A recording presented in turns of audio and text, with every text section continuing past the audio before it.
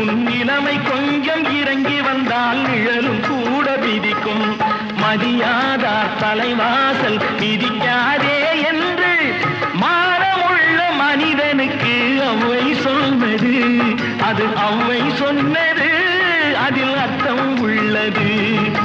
பரமசிவன் கழுத்தில் இருந்து பாம்பு கேட்டது, கருடா சௌக்கியமா